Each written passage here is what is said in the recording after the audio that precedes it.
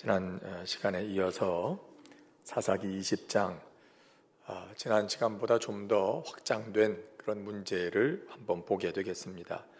자, 이 이야기가 어떻게 시작됐는지는 여러분 아실 겁니다. 이미 그 이전 개인의 단계에서부터 시작된 그런 잘못된 그 삶의 문제가 한 가정으로 또 번지게 되고, 또 가정으로 번진 이야기가 한 지파로 번지게 되고, 이제 오늘 말씀에는 그것이 민족 전체 안에서 내전으로 변하는 것을 보게 됩니다. 요즘에도 아프리카나 다른 나라들 보면은 그 안에서 같은 민족들 사이에 내전이, 여러 부족들 사이에 내전이 일어나는 것을 보지 않습니까? 아주 그 내전이 일어나면 끔찍합니다. 서로 대개 보면 그 내전이 문화적인 어떤 충돌이나 종교적인 그런 백그라운드를 가지고 있기 때문에 서로를 완전히 진멸할 때까지는 죽어라 싸웁니다. 그러니까 그 내전이 얼마나 끔찍하고 또 치열한지 알 수가 없어요. 근데 지금 이 이스라엘 백성들 안에 일어난 이 내전, 이 전쟁도 그와 같은 양상을 지금 보이고 있는 겁니다. 자, 먼저 한번 1절 말씀을 보겠습니다. 1절 다 같이 읽겠습니다. 이에 모든 이스라엘 자손이 단에서부터 브엘세바까지와 길르앗 땅에서 나와서 그 회중이 일제히 미스바에서 여호와 앞에 모였으니. 자, 단에서 브엘세바까지라는 얘기는 이스라엘의 남쪽부터 북쪽까지의 전체 영토를 가리키는 그런 표현입니다. 단은 북쪽 끝이고 브엘세바는 남쪽 끝을 얘기하거든요. 그러니까 남쪽에서부터 북쪽까지 모든 영토를 말하고요. 그리고 길르앗 땅에서 나왔다 그랬습니다. 길르앗 땅은 요단강 동편 지역을 말합니다. 그러니까 요단강 동편은 본래 하나님께서 이스라엘 백성들에게 주셨던 가나안 땅 그 기업은 아니었죠. 하지만 요단 동편에 누가 살고 있습니까? 두 지파 반이 지금 거기서 살고 있죠. 이미 그렇죠. 그래서 그곳까지도 거기도 지금 이스라엘 백성들이 살고 있는 곳이기 때문에 이스라엘 백성들이 살고 있는 전 지역에서 사람들이 다 모였다는 겁니다. 어디에? 미스바라고 하는 곳에 모였습니다. 자, 왜 모였을까요? 지난주에 우리가 읽었던 이야기, 이스라엘 백성 안에 있을 수 없는 끔찍한 사건이 벌어졌죠. 유다 베들레헴 출신의 한 레위 사람이 첩을 데리고 여행을 하다가 기브온 지방에 이르러서 거기서 하룻밤을 자려고 했는데 기브온 사람들에게 봉변을 당하는 일이 있지 않았습니까?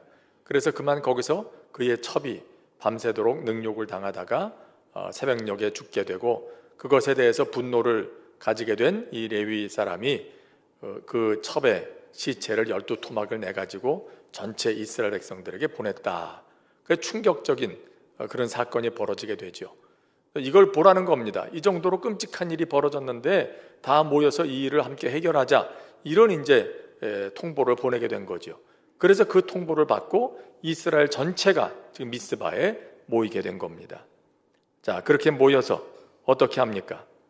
이들이 모였을 때 전체 각 지파의 어른들이 다 모였고, 그리고 칼을 빼는 병사, 전사들이 자그마치 40만 명이었다 그랬어요. 2절 말씀에 보면은요, 온 백성의 어른들이 다 모였고 칼을 빼는 모병은 40만 명이었다. 자, 어마어마한 군대가 모인 겁니다. 이스라엘 12지파의 모든 지도자들이 다 모인 겁니다. 자, 이렇게 모여서 이들이 이제 레위인의 진술을 듣습니다. 4절부터 3절에 보면 이렇게 나오죠. 이스라엘 자손이 이르되 이 악한 일이 어떻게 일어났는지 우리에게 말하라. 그렇게 레위 사람에게 묻습니다. 그러니까 레위 사람이 대답하는 말이 4절부터 나오고 있어요. 뭐라고 얘기를 합니까? 죽임을 당한 여인의 남편이 대답하여 이르되 내가 내 첩과 더불어 베냐민에 속한 기브아에 유숙하러 갔더니 기브아 사람들이 나를 죽이려 하고 내 첩을 욕보여서 그를 죽게 했다. 그래서 내가 내 첩의 시체를 쪼개가지고 12지파에 다 보냈다. 그런 얘기를 지금 하는 거죠.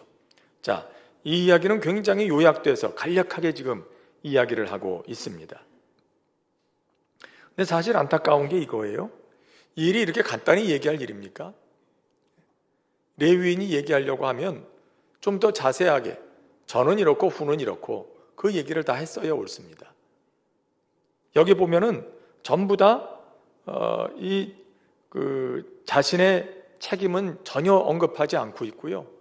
완전히 기브아 사람들에게 자기가 일방적으로 봉변을 당했다라고만 지금 얘기를 하고 있어요. 자, 지금 지난번에 우리가 살펴본 것처럼 이 일이 어떻게 시작이 된 겁니까? 그냥 기브아 사람들이 악한 것 때문에만 시작이 된 겁니까? 아니죠. 일어나지 않을 수 있었던 그런 기회가 수차례 있었지만 이 레위 사람은 그걸 계속해서 무시하고 문제를 만들어가는 걸 볼 수가 있어요.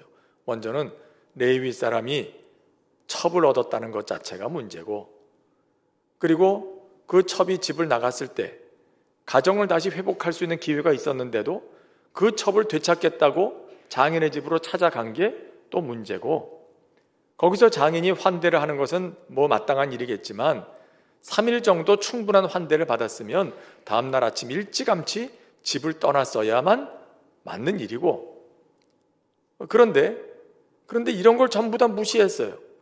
그리고는 결국 그 기브아 사람, 해가 다 질 때쯤 돼가지고 기브아 사람이 살고 있는 그 지경에 들어가서 살 집을 찾았으니, 밤을 지낼 집을 찾았으니 그냥 문제를 자기가 만들어버리고 만 거죠.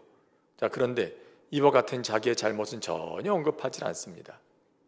또 여기에 있는 이스라엘 사람들도 그 얘기를 들으면서 묻질 않습니다. 여기 보면 분명히 그렇게 얘기를 해요. 내가 내 첩을 욕보여서 그를 죽게 하였다. 내 첩과 더불어 베냐민에 속한 기브아에 유숙하러 갔다. 그러면 이스라엘 사람들이 하나님의 율법에 대해서 어느 정도 알고 있는 사람들이면, 여기 지금 각 지파의 어른들이 다 모였다고 그랬잖아요. 어른들이 모여 있으면 어느 정도 식견이 있는 사람이라면 그런 레위 사람의 진술을 들을 때 한마디 물었어야죠. 당신에게 어째서 첩이 있어? 레위 사람이 첩을 얻으면 안 되는 걸 몰라? 한 번쯤 물어봤어야 되지 않겠습니까? 어쩌다가 기브온 사람의 집에 갔어? 한 번쯤 더 물어봤어야죠. 그러면 그 얘기가 나올 거 아니에요. 아, 이 차 저 차에서 내가 첩을 얻어 살고 있는데 그 첩이 음행을 하고 집을 나가는 바람에 그 첩을 되찾으러 갔다가 이렇게 일이 되었노라. 일찍 출발하려고 그랬는데 계속 장인한테 붙들려 있다 보니까 늦지막하게 출발하게 될 수밖에 없었고, 그래서 가다 보니 갈 수 있는 데가 기브아 사람들이 사는 그 지경밖에 없었다. 그렇게 얘기를 하게 되면, 자, 식견이 있는 어른들이라면 벌써 어떤 얘기가 나와야 마땅합니까? 네 잘못이구만. 자네가 잘못했구만. 애초부터 레위 사람이 첩을 얻었다는 것도 잘못된 거고, 첩이 집을 나갔을 때 가정을 회복할 기회가 있었는데도 그러지 못하고 그 첩을 다시 찾겠다고 장인 집으로 간 것도 잘못이고, 거기서 일찍 나왔어야 되는데 마음을 정하지 못하고 거기서 사흘 나흘 계속 지지부진하게 앉아있다가 뒤늦게 나온 것도 당신 잘못이구만. 결국 이건 기브아 사람들만 욕할 문제가 아니네. 당신이 문제를 만들어서 이래놓고 우리를 다 불러가지고 이걸 해결하자고 해? 하나님 앞에서 당신이 먼저 회개하고 레위 사람의 정결함을 회복하는 게 먼저다. 이렇게 돼야 맞는 거 아니에요? 그런데 지금 여기서 그러질 않아요. 레위 사람도 자기 얘기를 자기한테 유리한 쪽으로만 얘기하고요. 이스라엘 사람들의 어른들조차도 그 얘기를 들으면서 아무 문제의식을 갖지를 못해요. 뭐가 잘못됐는지를 분별하지 못해요. 자, 그때 왕이 없으므로 사람들이 소견에 오른 대로 행하였더라. 다들 하나님의 법을 알지 못하는 그 시대에 누구도 바른 영적인 분별력을 가지고 이 일을 다스리고자 하는 사람이, 그럴 수 있는 사람이 없어요. 참 이 지경이 돼 있다는 거죠, 이 지경이. 또 한번 우린 여기서 안타까운 현실을 보게 되고요. 또 하나 우리가 스스로를 돌아보게 되는 것은, 어떤 어려움이 있을 때 우리도 이 레위인처럼 그렇게 대답하고 말할 때가 있지 않은가 하는 겁니다. 어떤 문제가 생겼어요. 그 문제에 대해서 얘기를 하게 돼요. 얘기를 할 때 우리도 때로 어떻게 합니까? 자기한테 유리한 것만 얘기하지. 자기가 책임질 일, 내가 잘못한 얘기는 안 하려고 해요. 이게 사람들의 죄에 물든 본성이에요.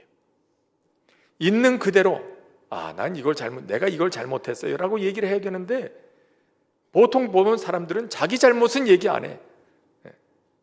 자기한테 유리한 쪽으로만 얘기를 하죠. 자기 잘못은 슬쩍 숨겨놓고 남의 책임으로만 돌리면서 그렇게 얘기하곤 해요. 여러분, 이 레위 사람의 모습은 다른 사람의 모습이 아니에요. 바로 어떤 일이든지 우리한테 유리한 쪽으로만 해석하고 유리한 말만 하고 싶어하는 우리 자신의 죄에 물든 민낯의 모습이기도 한 거지요. 그런가 하면 뻔히 문제를 보면서도 그 문제를 바르게 분별할 줄 모르는 이 어른들의 모습 속에서도 우리의 연약한 모습을 보게 되는 거예요. 우리도 때로는 이와 같이 분별력이 연약해져서 문제를 바르게 해결하지 못하는 그런 모습이 우리 안에 있을 수 있다. 이런 모습을 우리가 보는 거죠. 자, 또 이 얘기를 들었어요. 그 얘기를 듣고 나서 제대로 된 문제에 대한 분석이 없으니 제대로 된 해결책이 있을 수도 없겠지만 그 다음에 이어지는 얘기가 어떻습니까? 8절부터 나오는 얘기에 보면 저들이 그 얘기를 듣고 급하게 결정합니다. 뭐라고 얘기합니까? 8절 9절 한번 읽겠습니다. 시작. 모든 백성이 일제히 일어나 이르되 우리가 한 사람도 자기 장막으로 돌아가지 말며 한 사람도 자기 집으로 돌아가지 말고 우리가 이제 기브아 사람에게 이렇게 행하리니 곧 제비를 뽑아서 그들을 치되. 자, 이 문제의 전말을 조금 더 심층적으로 잘 분석해 볼 생각은 하지 않고 레위 사람의 이야기만 듣고 성급하게 결정을 내립니다. 자, 우리가 한 사람도 돌아가지 말고 여기서 우리가 마음을 먹고 기브아 사람을 치자, 그렇게 얘기합니다. 자, 이들이 지금 모인 곳이 어디입니까? 미스바라고 했어요. 사무엘서에 보면 미스바는 이스라엘 백성들이 하나님께 모여서 하나님께로 돌아가자, 그렇게 회개 운동을 일으켰던 장소예요. 아주 의미가 있는 장소죠. 그런데 바로 그 미스바에 모여 있으면서도 저들은 여기서 하나님께 단 한 번도 이 일을 어떻게 할까요? 묻질 않습니다.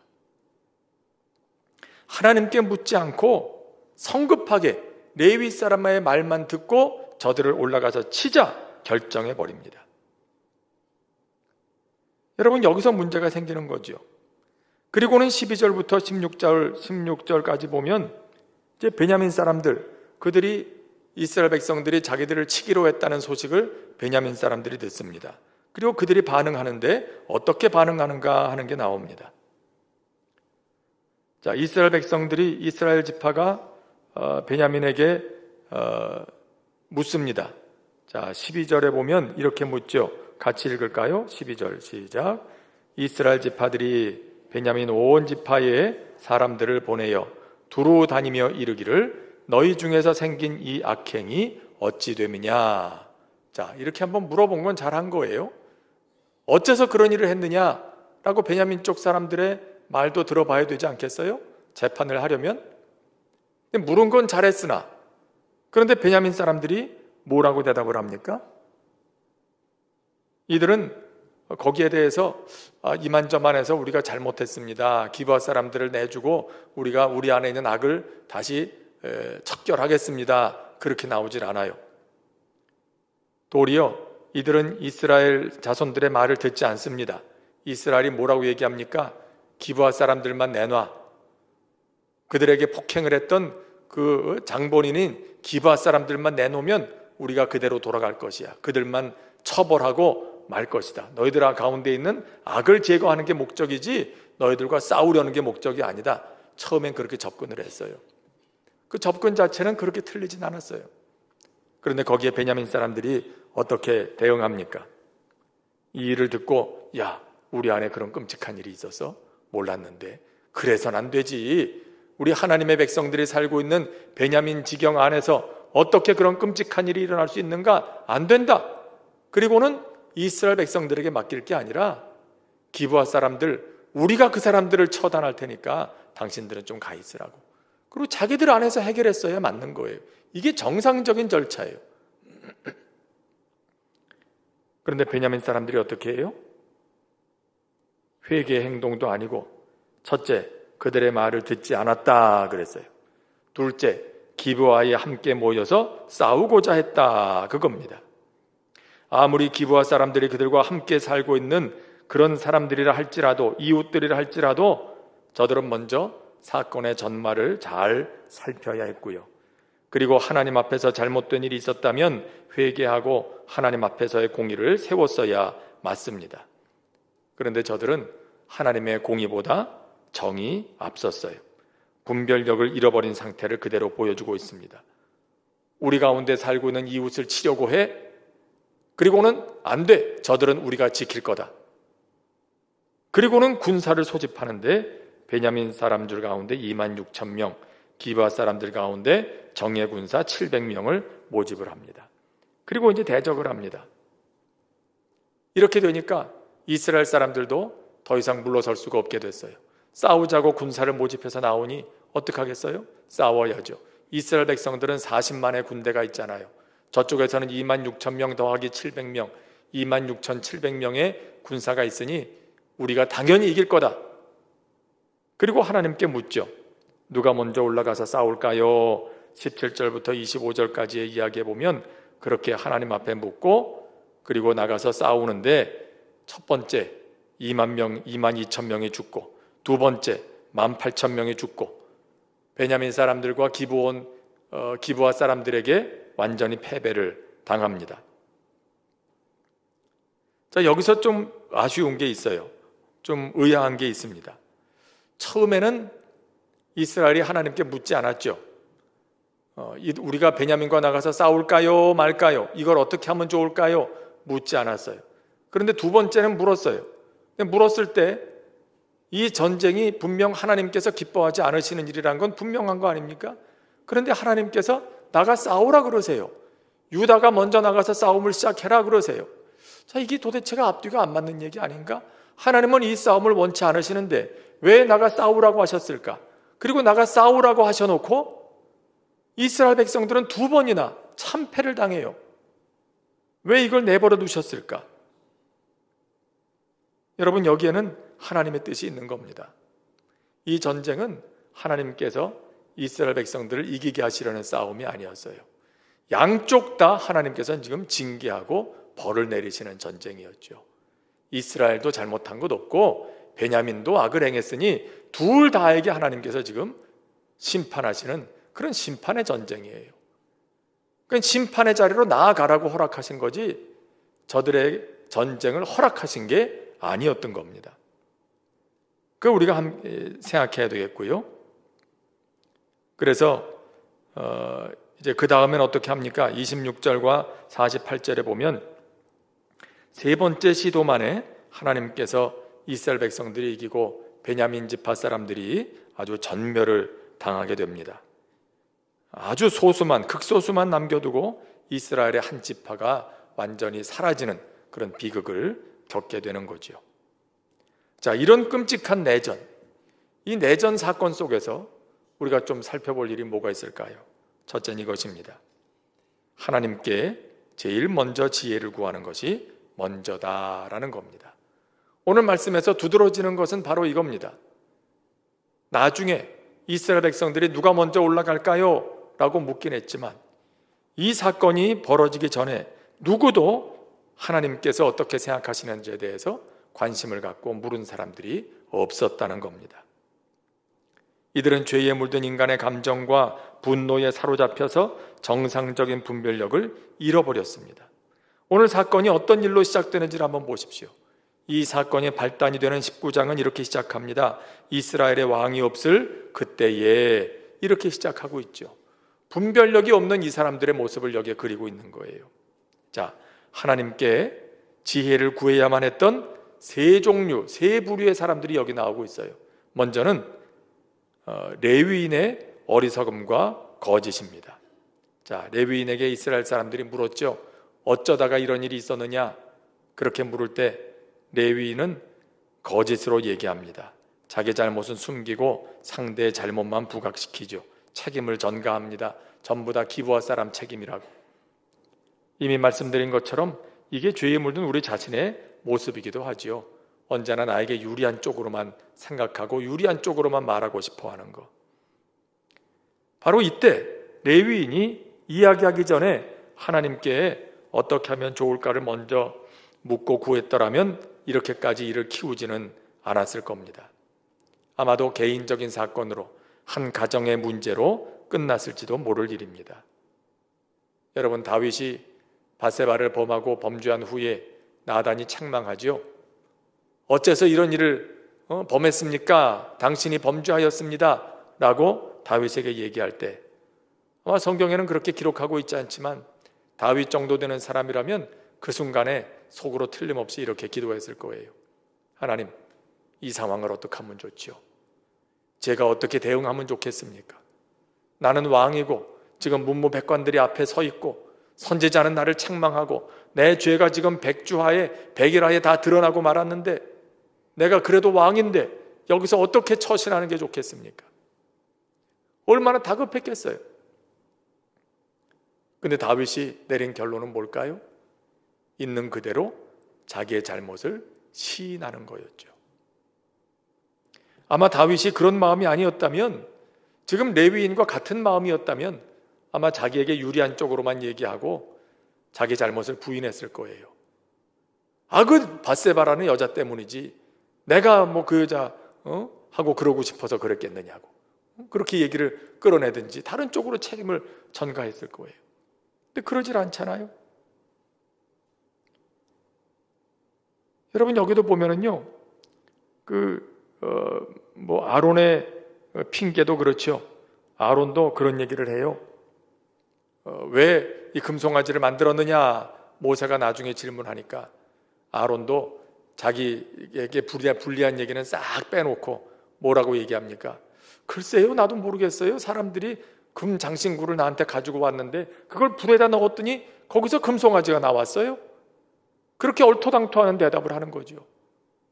그래서 여기서도 아론이 사실은 모세가 질문할 때 속으로 그렇게 하나님께 물었어야 돼요. 하나님, 큰일 났는데요. 다 들키게 생겼는데요. 모세가 지금 나한테 묻는데 뭐라고 대답하면 좋죠? 이걸 이실직고를 해야 됩니까? 어떻게 해야 됩니까?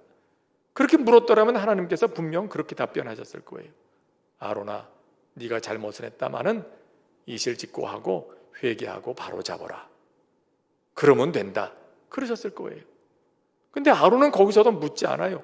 묻지 않고 그냥 모세가 물을 때 죄에 물든 본성이 이끄는 대로 대답을 하는 거예요. 자기한테 유리한 것만.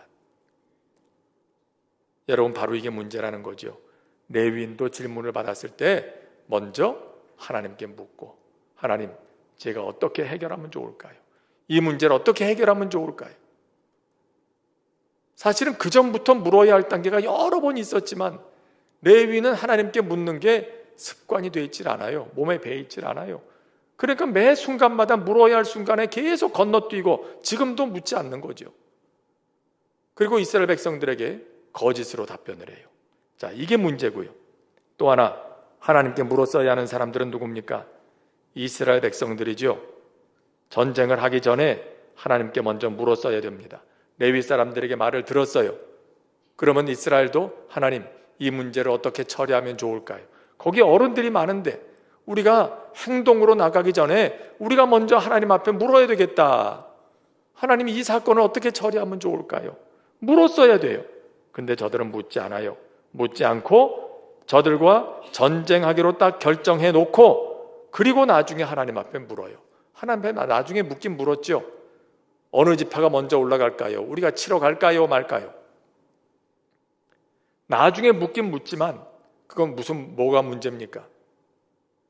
처음부터 묻지 않고 이미 자기 마음에는 결정을 다 내려놓고 그리고 물었다는 거죠.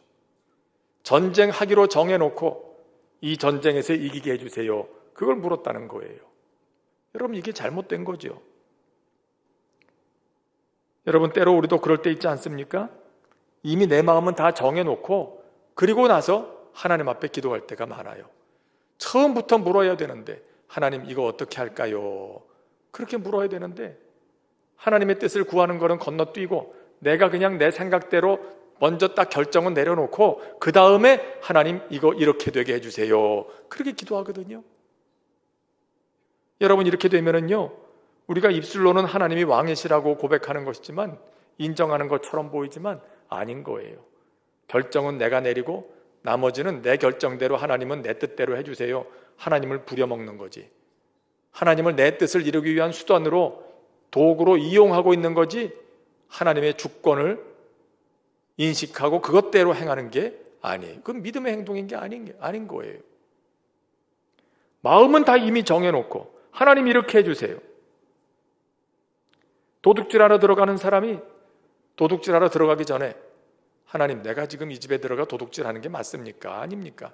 내가 이런 마음을 먹는 게 잘 된 겁니까? 안 된 겁니까? 그거부터 물어야 되잖아요. 그런데 이미 도둑질하러 들어가기로 마음 딱 먹고 그 다음에 뭐라고 기도해요? 하나님, 들키지 않게 해주세요. 이렇게 기도하는 거랑 뭐가 달라요? 똑같은 거예요. 마음은 이미 다 정해놓고 그 다음에 제 뜻대로 하게 해달라고 기도하는 거. 이것이 이스라엘 백성들의 지금의 모습이었다는 거죠. 그 다음엔 또 뭐가 문제입니까? 베냐민 사람들이 어리석음이에요. 베냐민 사람들 이스라엘의 일에 전말을 다 들었어요. 들었을 때 저들은 무작정 기브온 사람을 감싸기만 하죠. 아이고, 우리 이웃인데 우리 이웃을, 우리의 형제를 그렇게 피해를 보도록 내버려 두면 안 되지, 그런 생각만 해요. 그런데 이들도 사실은 그런 결정을 내리기 전에, 군사를 모집해서 같이 싸우자 그러기 전에 하나님께 먼저 물었어야지요. 하나님, 이스라엘 사람들의 이야기를 듣자니 우리 안에서 이런 일이 일어났다는데 어떻게 하면 좋을까요? 이걸 어떻게 대처하면 좋겠습니까? 저 사람들이 우리를 치겠다고 기브아 사람을 내놓으라고 40만의 군대를 이끌고 올라왔는데 저 사람들에게 기브아 사람들을 내주는 것이 옳습니까? 아니면 우리도 저들과 함께 기브아 사람들을 보호하기 위해서 맞서 싸우는 것이 옳습니까? 아니면 저들을 다 물러가게 하고 우리가 우리의 힘으로, 우리의 지경 안에서 일어난 일이니 그 일을 우리가 책임지고 해결하는 게 맞습니까? 하나님께 먼저 물었어야 돼요. 근데 이 사람들도 묻질 않아요. 이 사람들도 하나님께 묻는 단계 건너뛰고 저 사람들이 40만 군대 이끌고 올라와서 우리를 위협해 우리 이웃을 죽이겠다고 내놓으라고, 말도 안 되지, 우리도 싸워. 그리고는 군대 26,700명 모집해가지고 싸우자 그러는 거예요. 여러분, 아마도 저들이 하나님께 물었다면 그 사건을 그들을 정결하게 하는 기회로 삼으라 하셨을 거예요. 이스라엘 백성들 안에, 그 지경 안에 있어서도 안 되는 그런 일이 벌어졌으니 너희는 이참에 너희들의 삶을 새롭게 정결케 하는 그런 회개의 기회로 삼으라 하셨을 겁니다. 여러분, 그런데 그들은 그렇게 하질 않지요. 여기에 문제가 있는 겁니다. 여러분, 이들의 모습을 보면서 우리는 우리의 기도 생활이 어떠해야 하는지 그걸 다시 한번 생각하게 돼요. 믿음으로 산다는 게 어떤 건지, 하나님의 백성으로 하나님의 왕권, 그분의 주권을 인정하며 산다는 게 뭔지, 그건 딴 거 아니에요.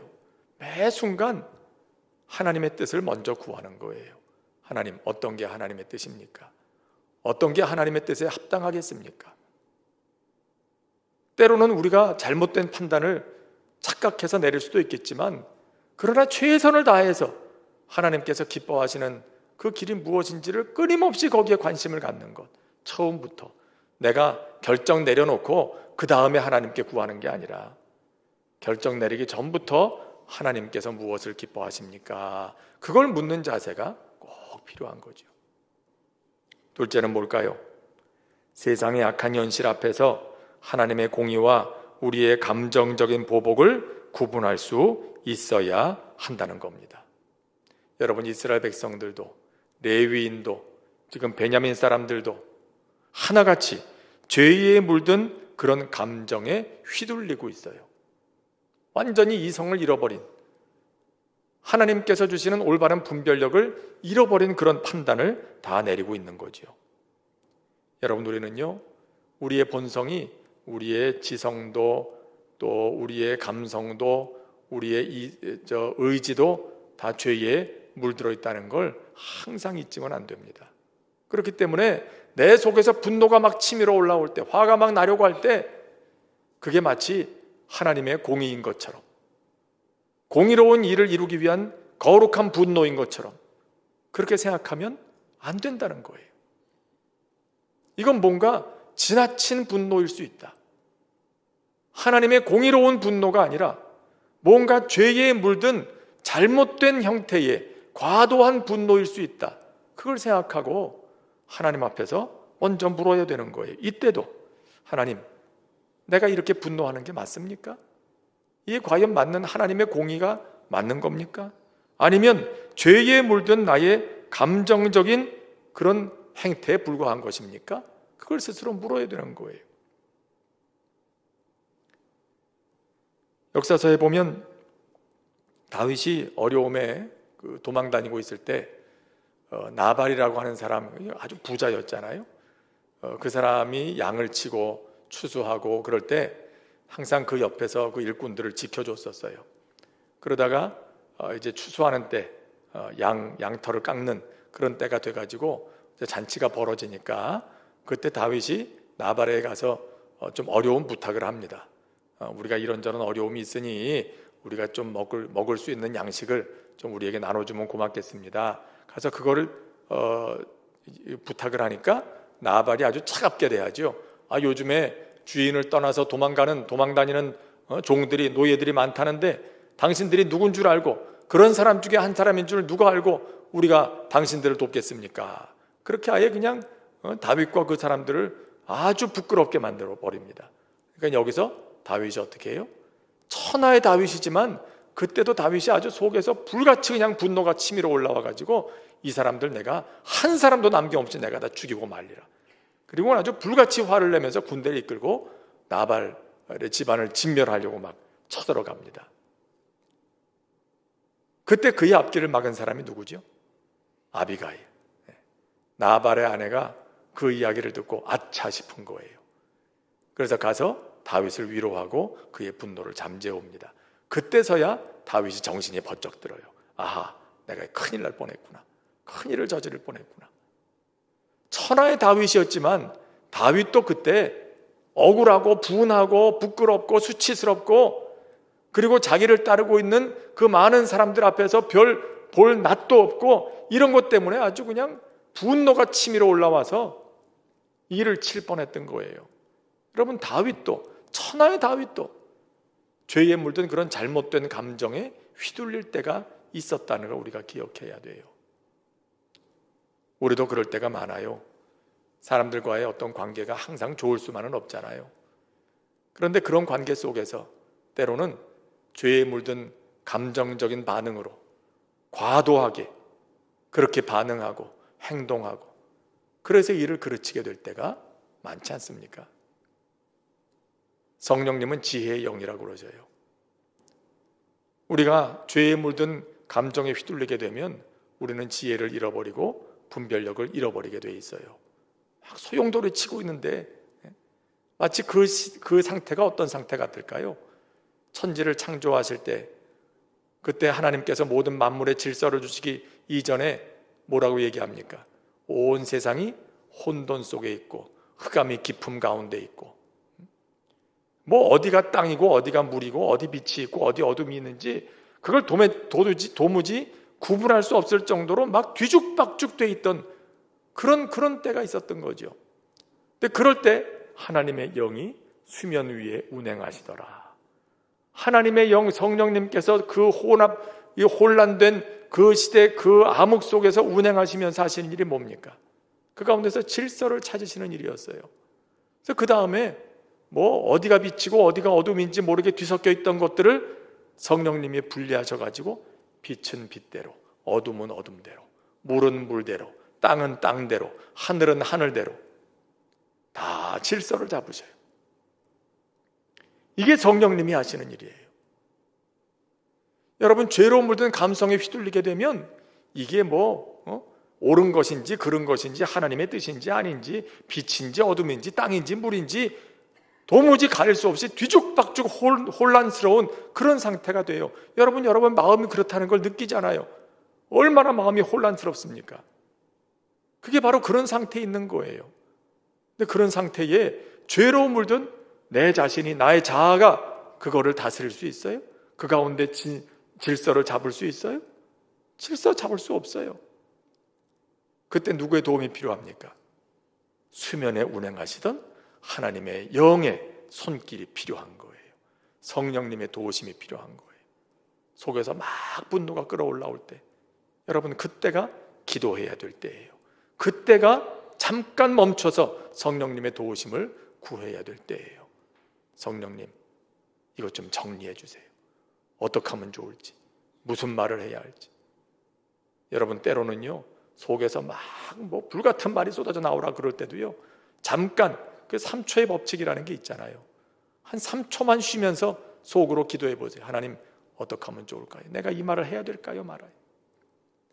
그러면 아마도 성령님 그러실 거예요. 예, 그 말은 안 하는 게 좋겠다. 차라리 네가 침묵하는 게 좋겠다. 네가 거기서 한마디만 더 했다가는 저 사람이 아마 저 사람 지금 불이 붙었는데 거기다 기름 붓는 격이 될 거다. 차라리 침묵하는 게 좋겠다 라고 하시는 그런 말씀이 들릴지도 몰라요. 여러분, 그게 필요한 거예요. 이 사람들 지금 보세요. 뭐가 옳은지 그른지, 뭐가 하늘인지 땅인지, 물인지 어둠인지, 뒤죽박죽이에요, 뒤죽박죽. 그러면서도 누구 하나 묻는 사람이 없어요. 악한 현실 앞에서 저들의 분노와 하나님의 공의를 이들은 지금 완전히 혼돈하고 있는 거죠. 이렇게 함으로써 하나님의 공의를 세우자고 지금 착각하고 있는 거예요. 여러분, 오늘 이 이야기를 읽으면서 우린 참 많은 것을 생각하게 됩니다. 하나님께 묻는 믿음으로 사는 것이 얼마나 중요한지 그걸 늘 생각하게 되고요. 우리 자신의 감정에 사로잡혀서 잘못된 판단을 하지 않도록 성령님의 도우심을 구하는 게 얼마나 중요한 것인지 다시 생각하게 되는 것입니다. 오늘 말씀 생각하면서 잠시 한 목소리로 기도하겠습니다.